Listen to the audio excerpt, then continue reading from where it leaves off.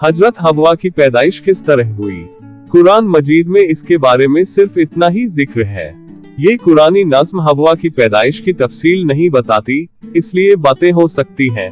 एक ये कि हव्वा हजरत आदम अलैहिस्सलाम की पसली से पैदा हुई हैं, जैसा कि मशहूर है और बाइबल में भी इसी तरह जिक्र किया गया है। दूसरे ये कि अल्लाह ने इंसानी नस्ल को इस तरह पैदा किया कि मर्द के साथ उसी की जिन्स से एक दूसरी मखलूक भी बनाई, जिसको औरत कहा जाता है और जो मर्द की जीवन साथी बनती है। जहां तक पहली बात का ताल्लुक है तो बुखारी व मुस्लिम की रिवायतों में भी जरूर आता है कि औरत पसली से पैदा हुई है। इसका मतलब मशहूर तहकीक करने वाले और पारखी अल्लामा कतबी रहशून्य ने ये बयान किया है कि असल में औरत की पैदाइश को पसली से तशबीह उपमा दी गई है, यानी उसका हाल पसली ही की तरह है।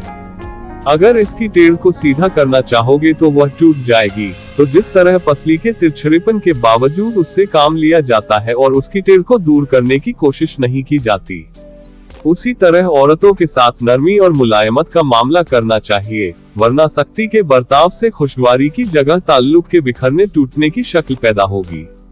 मुख्तसर यह कि ऊपर की आयत की तफसीर में तहकीक करने वालों की राय उस दूसरी तफसीर की ओर माइल है, जिसका हासिल यह है कि कुरान अजीज सिर्फ हव्वा की तख्लीक का जिक्र नहीं कर रहा है, बल्कि औरत की पैदाइश के बारे में ये हकीकत भी बताता कि वह भी मर्द ही की जिन्स से है और इसी तरह मखलूक हुई है।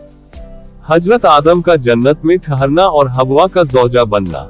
हजरत आदम अलैहिस्सलाम एक मुद्दत तक अकेले जिंदगी बसर करते रहे, मगर अपनी जिंदगी और राहत व सुकून में एक वहशत और खला महसूस करते रहे थे और उनकी तबीयत और फितरत में किसी मुनिस्त व गमख्वार की याद नजर आती थी।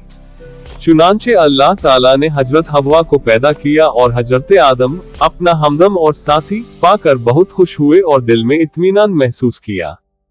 हजरत आदम व हव्वा को इजाजत थी कि वे जन्नत में रहे सहें और उसकी हर चीज से फायदा उठाएं, मगर एक पेड़ को निशान जद करके बता दिया गया कि उसको न खाएं, बल्कि उसके पास तक न जाएं। इस्लामिक किस्से देखने के लिए हमारे चैनल को सब्सक्राइब करें।